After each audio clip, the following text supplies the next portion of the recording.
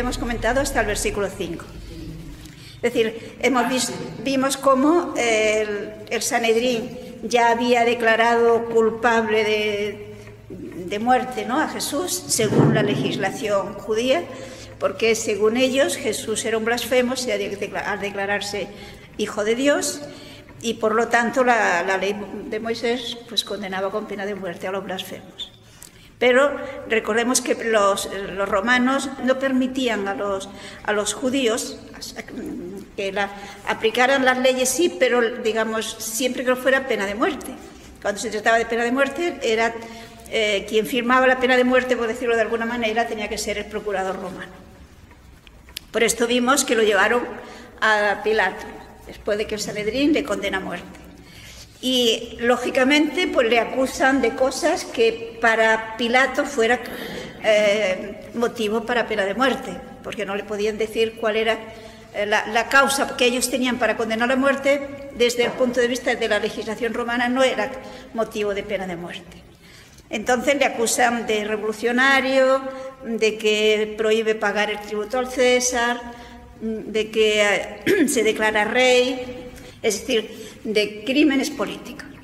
Pero Pilato hemos visto que ha visto que es envidia lo que tienen ellos, que realmente no tiene causa para ser condenado, y manifiesta de que es inocente Jesús, ¿no? Leamos los versículos 6 al 7. Entonces Pilato, oyendo decir Galilea, preguntó si el hombre era Galileo, y al saber que era de la jurisdicción de Herodes, le remitió a Herodes, que en aquellos días también estaba en Jerusalén. Le dijeron, cuando le acusan, de que desde Galilea viene alborotando, digámoslo así. Por lo tanto, Pilato encuentra una manera de librarse de esta situación embarazosa para él, pues remitiéndosele a Herodes. ¿Por qué? Pues porque digamos, Pilato no tenía jurisdicción en Galilea, él era en Judea. Si él era de Galilea, luego le corresponde a Herodes. En realidad fue una manera de quitarse el problema y al mismo tiempo pues mejorar las relaciones o restablecer las relaciones con Herodes, que las tenían rotas. Por lo tanto, se entera que es de la jurisdicción de Herodes y lo envía. Continuemos, versículos del 8 al 12, la reacción de Herodes. Herodes, viendo a Jesús, se alegró mucho, porque hacía tiempo que deseaba verle, porque había oído muchas cosas acerca de él, y esperaba verle hacer alguna señal. Y le hacía muchas preguntas, pero él nada le respondió. Y estaban los principales sacerdotes y los escribas acusándole con gran vehemencia. Entonces Herodes con sus soldados le menospreció y escarneció, vistiéndole de una ropa espléndida, y volvió a enviarle a Pilato. Y se hicieron amigos Pilato y Herodes aquel día, porque antes estaban enemistados entre sí. Es interesante, si nos fijamos, ver la actitud de Jesús ante Herodes. O sea, fijémonos que delante de Pilato Jesús ha respondido a las preguntas de Pilato. Con Herodes no le dice nada. ¿Quién era este Herodes? Ustedes saben que la familia de los Herodes son modelo, ¿no?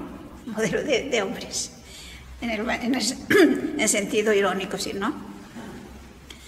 Este Herodes fue el que mandó matar a Juan Bautista. Y recordemos, quizá lo podíamos leer, vean en el capítulo 9 del mismo Lucas, el versículo 9. Y dijo Herodes, a Juan yo le hice decapitar. ¿Quién pues es este de quien oigo tales cosas? Y procuraba verle. Tenemos que Herodes hacía tiempo que deseaba ver a Jesús.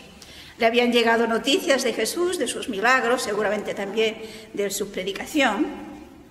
Recordemos que en realidad Herodes de alguna manera simpatizaba con Juan Bautista, que si lo mandó matar fue por la intervención de su mujer y de la hija de su mujer, ¿no?, de Herodías. Pero podíamos pensar que Herodes no tenía la conciencia tranquila, evidentemente. Entonces le parece una oportunidad única, ¿no? Pensemos intentemos colocarnos en la mentalidad de Herodes. ¿Qué tenía que pensar Herodes? Pues que Jesús estaría agradecido si él intervenía y lo salvaba, ¿no? Por lo tanto, Jesús haría pues todo lo que él le pidiera para que lo salvara. Esto es lo que habría hecho cualquiera, ¿no? Pero la actitud de Jesús, fijémonos, que es de una superioridad moral impresionante. No le dice nada. Herodes, con muchas palabras, con muchas palabrerías más bien, intenta que Jesús delante de él haga algún milagro, alguna señal, porque él, por pura curiosidad, y está convencido de que Jesús lo va a hacer. Pero Jesús mantiene ese silencio, que al mismo tiempo, si nos fijamos, es una actitud de severidad para con él. Es una manera de decirle que su actitud no es la correcta. Es decir, en realidad, moralmente, Jesús se presenta como superior a Herodes, siendo así que Herodes era el rey, digámoslo así. Entonces, ¿qué salida se le ocurre a Herodes? Si hubiera sido una persona sensata, una persona, pues yo diría, no tan soberbia y no tan corrompida, pues lo normal es que hubiera reflexionado, ¿no? Pero, como no encuentra salida, porque Jesús mantiene ese silencio, pues sale por donde suelen salir cuando no se tienen argumentos, o por la burla o por el insulto. Y Herodes, pues, termina junto con su corte, que evidentemente tenían que sentirse muy molestos, muy incómodos ante esa actitud de Jesús, pues se burlan de Jesús y le ponen un vestido brillante. La traducción que ha dado es muy buena. Es decir, el texto original no indica color. Es una túnica brillante, en plan de burla, como nombrándole rey. Y lo despide y se lo devuelve de nuevo a Pilato. De esta manera vuelven a ser amigos Pilato y Herodes, que estaban enfadados. O sea, se valen de injusticias para arreglar problemas políticos comunes. No nos tiene que extrañar, por lo tanto, que esto se haga igualmente con los discípulos de Jesús, ¿no? Versículos ahora 13, seguimos en Lucas 23, versículos 13 al 16. Entonces Pilato, convocando a los principales sacerdotes, a los gobernantes y al pueblo, les dijo: «Me habéis presentado a éste como un hombre que perturba al pueblo, pero habiéndole interrogado yo delante de vosotros, no he hallado en este hombre delito alguno de aquellos de que le acusáis. Y ni aun Herodes, porque os remití a él, y he aquí nada digno de muerte ha hecho este hombre. Le soltaré, pues, después de castigarle». Fijémonos que aquí tenemos en estos versículos la declaración de inocencia de Jesús por parte de una persona que diríamos no es que simpatice con Jesús. Es decir, es que es objetivo, es que es claro que es inocente. Pero al mismo tiempo vemos la injusticia tremenda. O sea, dice que es inocente, que tanto él como Herodes no ven ningún motivo para ni siquiera acusarle de ninguna cosa grave, menos pena de muerte, pero para contentarles a los fariseos, lo corregiré y lo soltaré. O sea, se corrige cuando alguien se ha portado mal. Luego, no es un castigo para corregir, en realidad es un castigo para contentar a los fariseos, pensando que de esta manera los va a contentar. Observen que hay tanta crueldad, hay tanta irracionalidad, que aquí se ve otro pensamiento distinto. Es decir, hay alguien que es quien mueve a estas personas, que esa actitud de debilidad de Pilato le pone en un resbaladero, porque los otros tienen más fuerza, porque él va cediendo en cosas que él mismo reconoce que son injustas.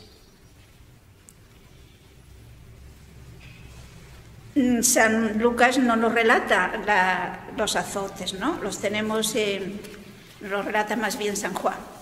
Pero vamos a seguir leyendo los versículos 17, ya veremos luego los de los azotes, hasta el 23. Y tenía necesidad de soltarles uno en cada fiesta. Mas toda la multitud dio voces a una, diciendo, «Fuera con éste, y suéltanos a Barrabás». Este había sido echado en la cárcel por sedición en la ciudad y por un homicidio. Les habló otra vez Pilato, queriendo soltar a Jesús, pero ellos volvieron a dar voces, diciendo, «Crucifícale, crucifícale». Él les dijo por tercera vez, «Pues qué mal ha hecho éste. Ningún delito digno de muerte he hallado en él. Le castigaré, pues, y le soltaré». Mas ellos instaban a grandes voces, pidiendo que fuese crucificado. Y las voces de ellos y de los principales sacerdotes prevalecieron. Como vemos, San Lucas, una vez más, resume muchísimo, pero intentemos completar con lo que nos dicen los otros evangelistas. Veamos primero en San Mateo, en el capítulo 27, los versículos 15 al 20. Mateo 27, 15 al 20.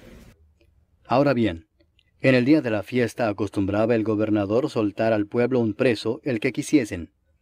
Y tenían entonces un preso famoso llamado Barrabás. Reunidos pues ellos, les dijo Pilato, ¿a quién queréis que os suelte? ¿A Barrabás o a Jesús llamado el Cristo? Porque sabía que por envidia le habían entregado. Y estando él sentado en el tribunal, su mujer le mandó decir, no tengas nada que ver con ese justo, porque hoy he padecido mucho en sueños por causa de él. Pero los principales sacerdotes y los ancianos persuadieron a la multitud que pidiese a Barrabás y que Jesús fuese muerto. O sea, fijémonos que, según Mateo, digamos, es la gente la que acude por la costumbre que tenían de que en esa fecha que estaban en Pascua, pues se liberaba a uno de los presos, el que pidiera a la gente.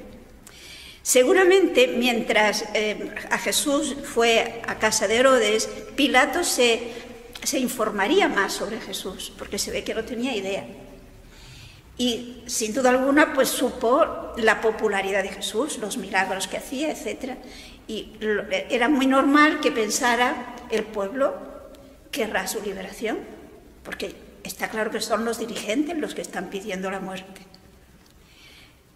Entonces a Pilato se le ocurre, como una salida, que es otra injusticia más, pues compararle con Barrabás.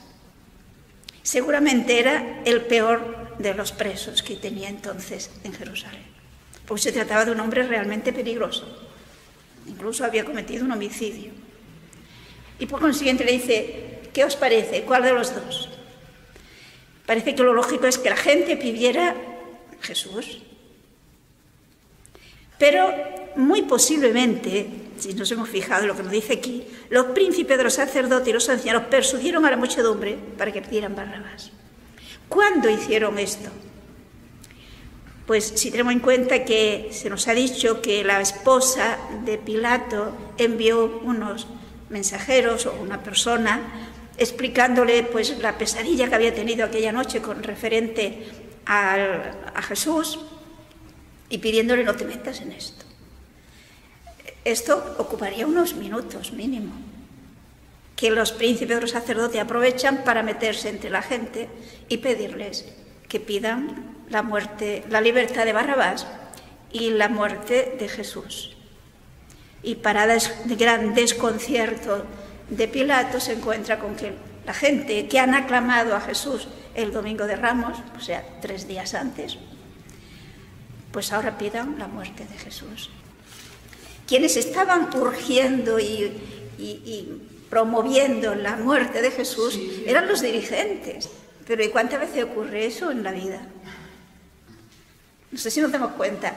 La fuerza, una minoría fuerte que presiona, acaba convirtiendo en masa a la gente.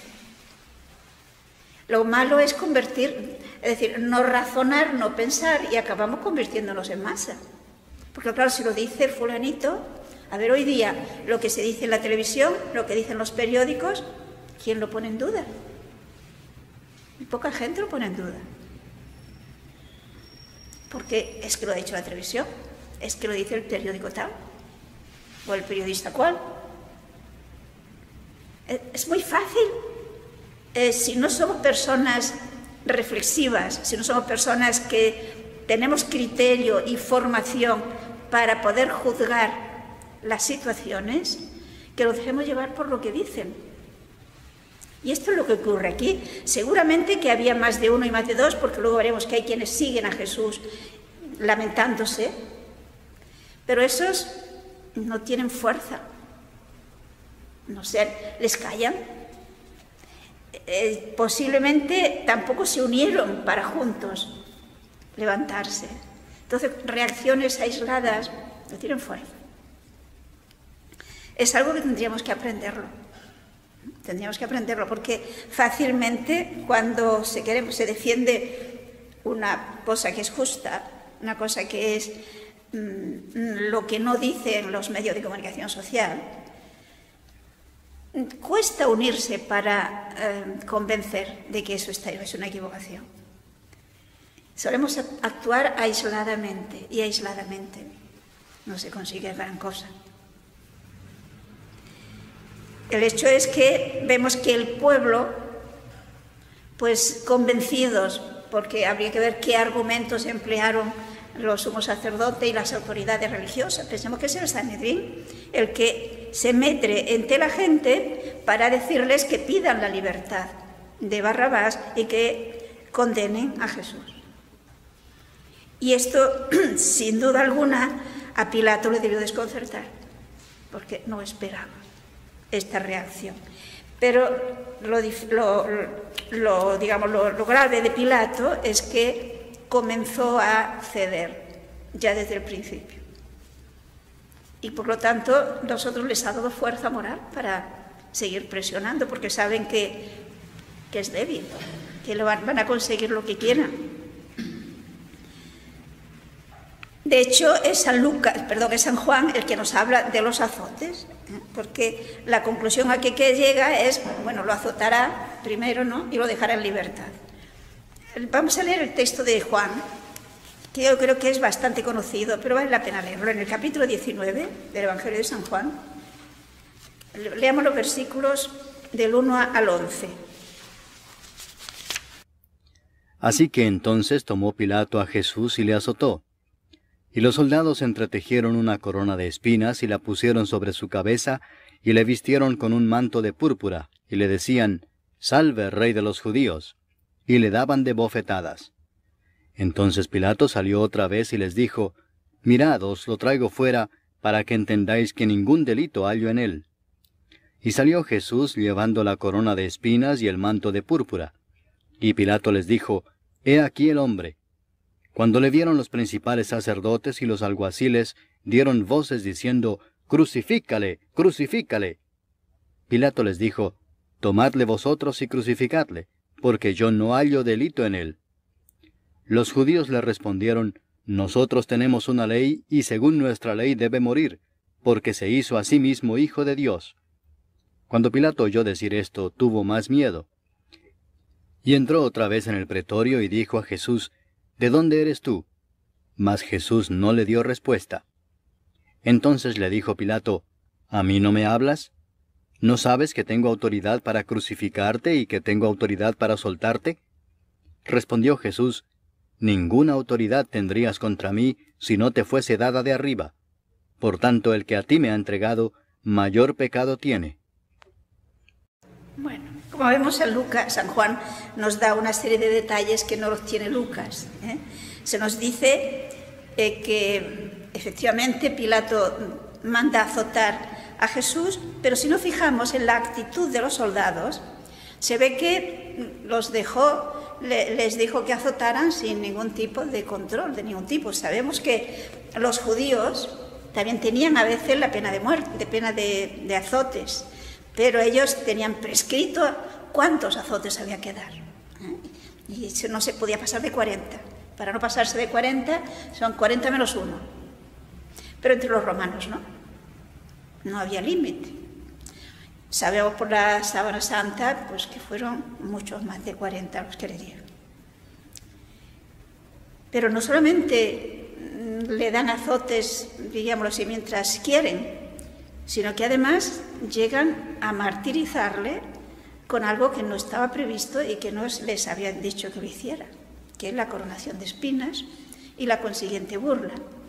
Es decir, se ve que los guardias se han dado cuenta de que lo que Pilato quiere es que quede Jesús de tal manera maltrecho que ya los sumos sacerdotes y el Sanedrín no tengan de qué temer de él y por lo tanto lo dejen en libertad. Es decir, se dan cuenta que Pilato lo que quiere es salvarle la vida sea como fuere.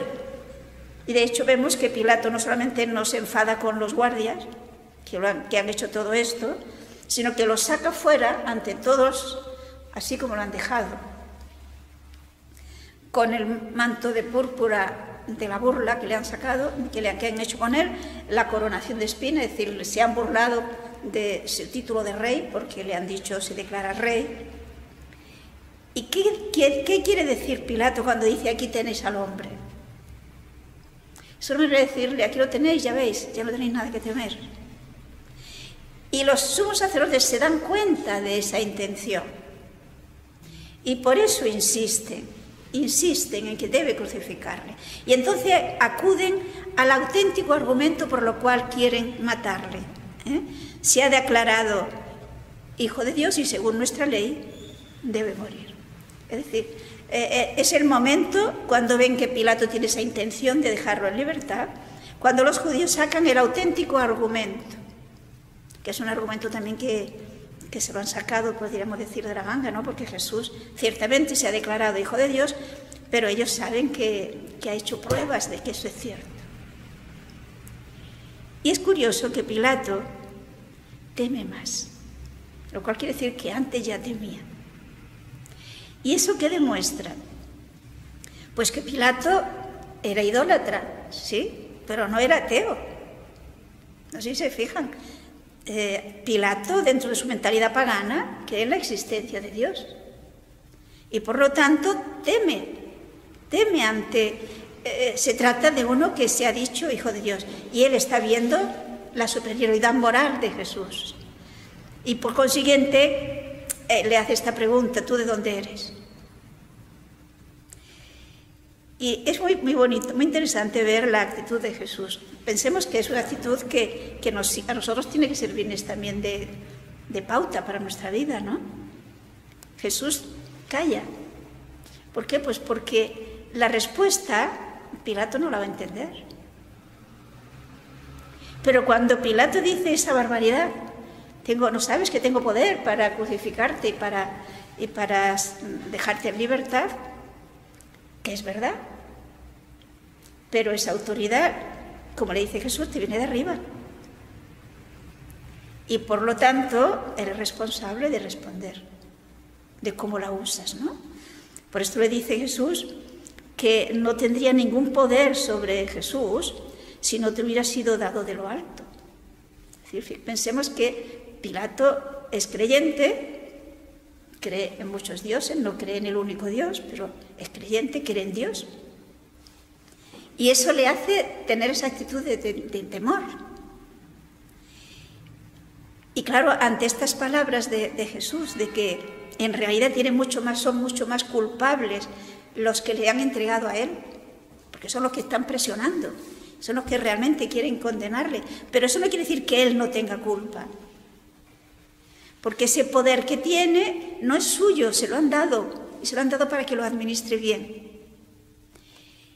Y por esto nos dice San Juan que tenía más interés Pilato por salvar a Jesús. Pero ese interés de Pilato era un interés que podríamos decir condicionado, es decir, por encima de todo estaba su interés personal. Y por eso fijémonos en el versículo 12. Seguimos en Juan. Desde entonces procuraba Pilato soltarle, pero los judíos daban voces diciendo, si a éste sueltas, no eres amigo de César. Todo el que se hace rey, a César se opone. Entonces cede y finalmente condena a Jesús. Es decir, ¿qué es lo que hacen los fariseos para conseguir finalmente que firme la pena de muerte, por decirlo de alguna forma? Pues que de alguna forma le están amenazando con acusarle al César. Y Pilato sabía perfectamente que lo harían. Y por lo tanto, ante el peligro de perder su puesto, ante el peligro de perder sus bienes humanos, es decir, de sus intereses personales, no le importa cometer la tremenda injusticia que sabe que ha cometido. O sea, no es ignorante, sabe que es una injusticia el firmar esta pena de muerte. Pero claro, tiene que decidir entre dejar en libertad a Jesús y por lo tanto jugarse su puesto, o condenar a Jesús y mantener su puesto. De hecho, unos años más tarde, los judíos acusaron a Pilato de no ser fiel, digámoslo así. No recuerdo exactamente en qué consistía, pero en fin, fue una acusación más o menos la que ahora le amenazan, y fue desterrado Pilato. Es decir, no le sirvió de nada. Porque humanamente hablando es razonable. Esta actitud de Pilato le ha puesto en una situación de debilidad frente a la autoridad judía, que estos van a conseguir lo que quieran si no quiere perder el puesto. Y en algún momento, pues, si le molestaron, pues, si ellos se sintieron incómodos con Pilato, pues sabían la manera de quitárselo de encima. O sea que es toda una lección de cómo hay momentos en los que hay que jugárselo el todo, y que quien va contra la ley, incluso en el orden natural, ir contra la ley no es un buen medio para prosperar, y mucho menos si se trata de la ley divina. Tenemos entonces el último versículo que hemos leído de Lucas, capítulo 25, que efectivamente suelta a Barrabás y nos dice que tal como se lo pedían, entregó a Jesús a voluntad de ellos. Es decir, a que lo condenen, por lo tanto. Él acepta que se ha declarado reo de muerte. Versículo 26. Y llevándole, tomaron a cierto Simón de Cirene que venía del campo, y le pusieron encima la cruz para que la llevase tras Jesús. Vale, San Marcos nos da más detalle. Busquemos en el capítulo 15, el versículo 21. Y obligaron a uno que pasaba, Simón de Cirene, padre de Alejandro y de Rufo, que venía del campo, a que le llevase la cruz. O sea, fijémonos que según Marcos, obligan a este Simón de Cirene a llevar la cruz. Era un hombre que venía del campo, de hacer sus trabajos, y como quienes conducen a Jesús a la muerte son los soldados romanos, los soldados de Pilato, pues estos tenían la potestad de poder obligar en un caso de necesidad a alguien para hacer este trabajo. Y por consiguiente obligan a Simón de Cirene a llevar la cruz de Jesús. En realidad, fijemos que lo dice que lo llevaba en pos de Jesús. Es decir, no es que ayudaba a llevar juntos la cruz, sino que la cruz, que entonces no se trataba de los dos palos de la cruz, sino solamente del palo transversal, porque el palo vertical debía estar clavado en el lugar donde se iba a crucificar. Luego lleva ese palo, pero de todas maneras era muy pesado. ¿Y por qué se lo hacen llevar a Simón de Cirene? Pues porque ven a Jesús tan agotado que temen que no pueda llegar. Por consiguiente, para facilitar el que pueda llegar, se lo obligan a este hombre a que lo lleve. Pero fijémonos que aquí, sin duda alguna, si Jesús, digamos, quiere, si Dios quiso que esto se hiciera así, es porque tiene toda una lección para nosotros. Recordemos que Jesús nos dice en el Evangelio de San Mateo que lo que se nos dirá el día del juicio es que lo que hicimos a los demás necesitados se lo hicimos a Él. Es decir, Dios quiere que colaboremos a llevar la cruz a los demás. Y entonces Él también quiso ser ayudado. ¿Por qué? Porque yo ayudo a Jesús cuando ayudó a un hermano. Hay aquel texto de San Pablo en la carta a los Colosenses, fijemos en el capítulo 1, el versículo 24. Colosenses 1:24. Ahora me gozo en lo que padezco por vosotros, y cumplo en mi carne lo que falta de las aflicciones de Cristo por su cuerpo, que es la Iglesia. Es decir, fijemos que según ese texto de San Pablo, él expresa cómo vive su situación. Cuando San Pablo escribe esta carta a los Colosenses, está preso en Roma. Lógicamente no era una situación gozosa, sino de sufrimiento. Entonces, ¿qué dice él? ¿Cómo lleva esos sufrimientos que tiene estando así preso? Lo lleva con la conciencia de que esos sufrimientos suyos, unidos a los de Cristo, están colaborando a la salvación de los miembros de la Iglesia. Es decir, nuestro sufrimiento es una manera de ayudar a Jesús a llevar la cruz. Si lo recibimos, si realmente lo llevamos con amor porque lo llevamos sabiendo que estamos ayudando a Jesús. Por lo tanto, ayudamos a Jesús a llevar la cruz como el cireneo, no solo cuando ayudamos a una persona que sufre, que es muy importante. Tuve hambre y me diste de comer, tuve sed y me diste de beber, estaba en la cárcel, etc., ¿no?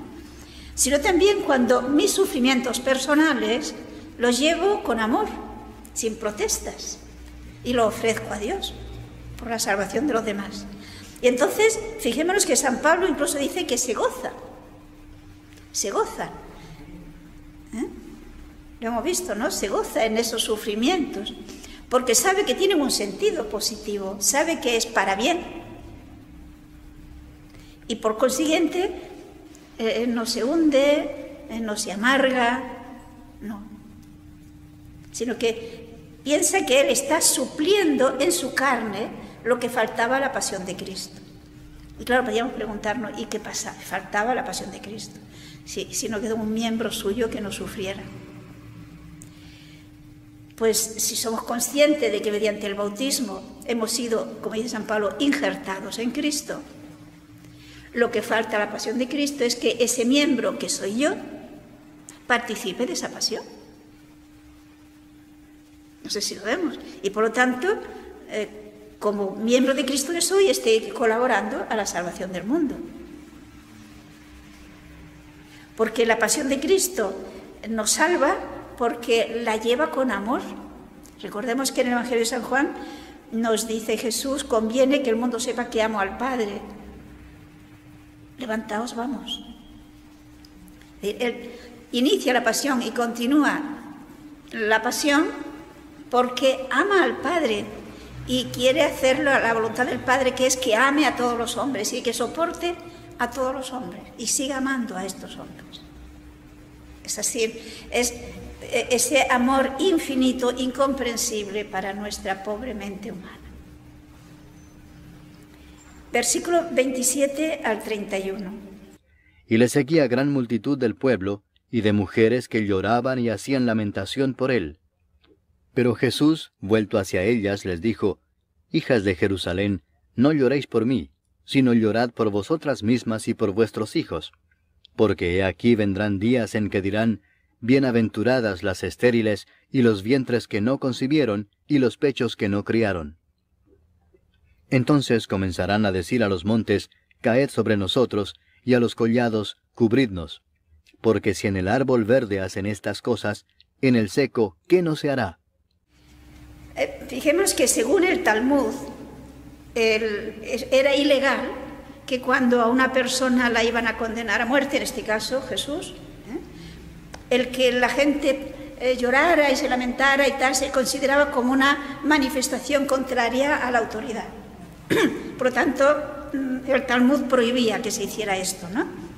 De ahí que se ve el valor de estas mujeres, que sabiendo que eso no se podía hacer, no temen. Y tenemos que estas mujeres se herían, se lamentaban y lloraban viendo a Jesús. Entonces vemos la intervención de Jesús. Pero además fijémonos que no solamente las mujeres, también una gran muchedumbre del pueblo le seguía. Pero Lucas se fija de un modo especial, y esto lo hemos visto ya en más de una ocasión, en las mujeres. Los demás evangelistas no se fijan tanto como lo hace Lucas.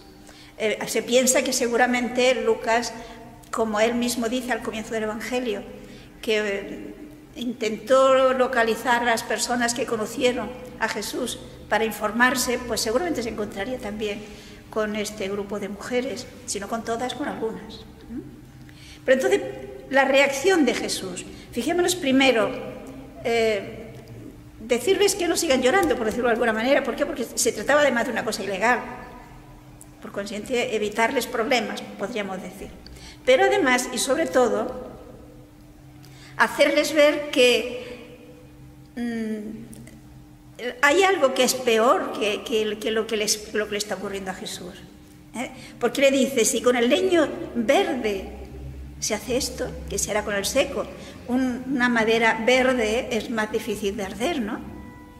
Una madera seca arde más pronto. Luego, si con Jesús, que es el inocente, que es además el Hijo de Dios, que ha hecho tantos milagros, podríamos decir es el lecho verde, se está haciendo esto, ¿qué se hará con los que son leños secos? Y por esto le dice, llorad más bien por vosotros y por vuestros hijos. ¿Por qué? Pues porque, fijaos que hay una alusión a la destrucción de Jerusalén.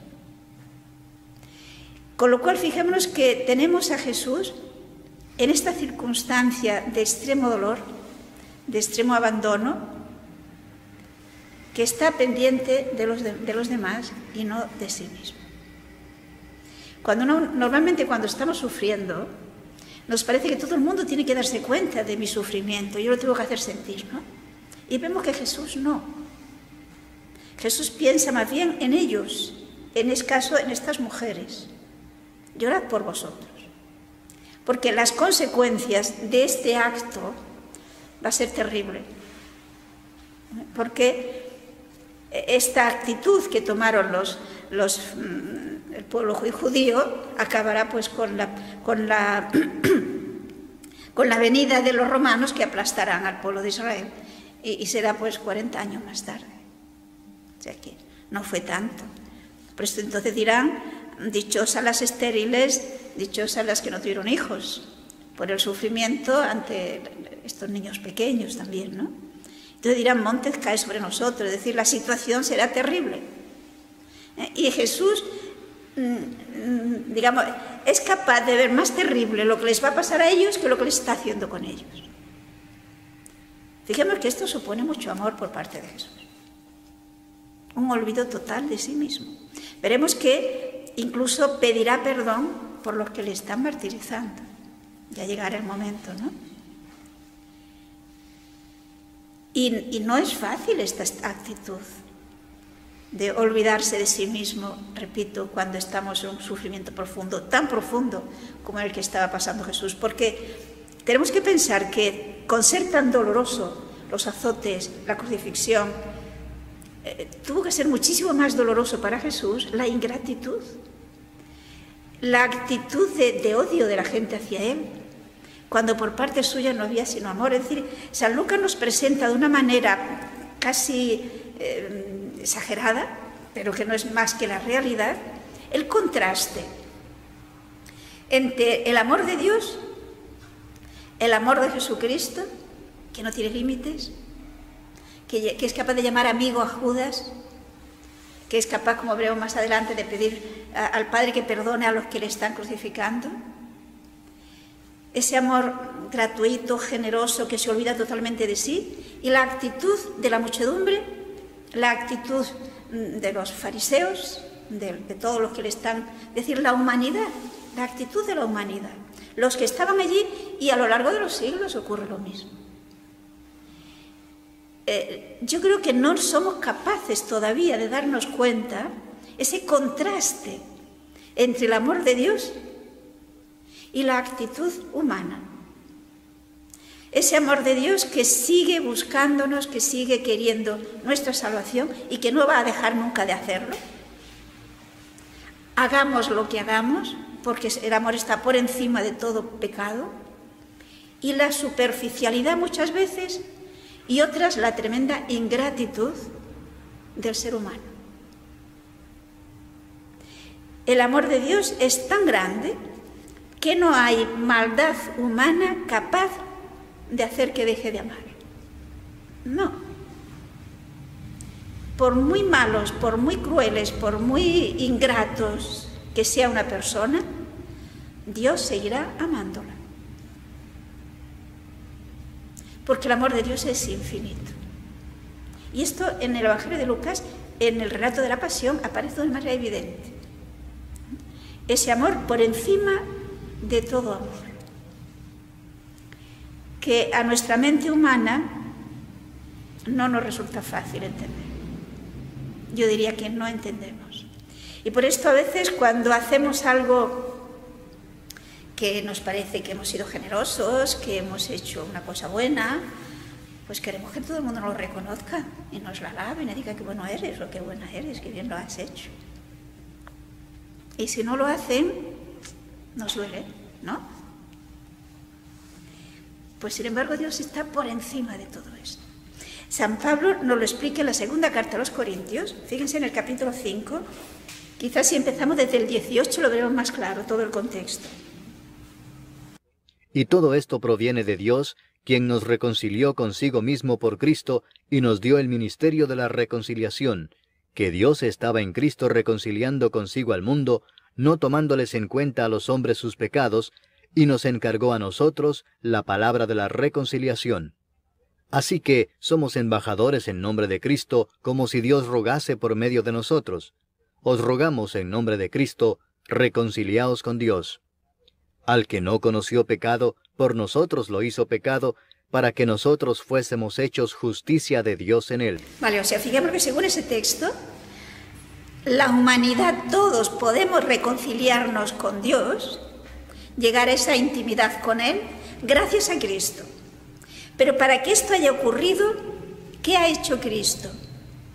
Se ha hecho pecado por nosotros, para que nosotros podamos ser justicia de Dios en Él. Y esto es lo que vemos aquí. Ha asumido, ha tomado sobre sí el pecado de la humanidad. Por lo tanto, ama a toda la humanidad pecadora. Porque la ha asumido, hasta tal punto nos ama que ha asumido nuestra maldad, ha asumido nuestro pecado. Pero lo ha hecho para darnos la posibilidad a nosotros de que podamos ser justos ante Dios. Es decir, de que podamos amar, de que podamos participar de la naturaleza divina, que podamos ser santos. Esto es lo que Cristo quiere, por eso ha dado su vida por nosotros, por eso soporta todo esto. Por esto fijémonos que un cristiano que conoce a Cristo y que se queda en la mediocridad es un ingrato. No le ha tomado el peso, lo que significa que Cristo ha dado su vida por nosotros. ¿Y cómo la ha dado? Y que, repito, la ha dado para que yo sea santa. Recordad en la carta a los Efesios, Cristo amó a la Iglesia y se entregó por ella para santificarla y presentársela ante sí, santa, inocente, inmaculada. Y la Iglesia somos nosotros. La Iglesia no es solo el Papa, los obispos y los sacerdotes, ¿no? Somos todos los bautizados, constituimos la Iglesia. Por lo tanto, fijémonos que no tomarnos en serio nuestra vida cristiana, en el fondo es despreciar la pasión de Cristo. Sí, es así. Es decir, pensar, bueno, yo con tal de salvarme, yo no robo ni mato, ya está. No, Cristo no ha muerto para eso. El amor de Cristo hacia nosotros llega hasta el extremo de que nos perdona para que formemos parte de su cuerpo místico, vivamos su misma vida y por una eternidad gocemos de su misma felicidad en el cielo. No podemos quedarnos en la mediocridad. Repito, sería una ingratitud. Esto es así. Si meditamos despacio la pasión de Cristo y no la vemos como una simple anécdota, como un hecho que ocurrió, qué maravilloso, qué triste lo que se hizo, y nos quedamos en eso, no hemos entendido nada. Es tomarle el peso de que eso lo ha hecho por mí Y lo ha hecho por mí porque quiere que yo sea santo. Entonces hay que corresponder a amor con amor se paga, ¿no? ¿No les parece? Vale, pues nos quedamos aquí, así tenemos tiempo de pensarlo. Hasta la semana que viene.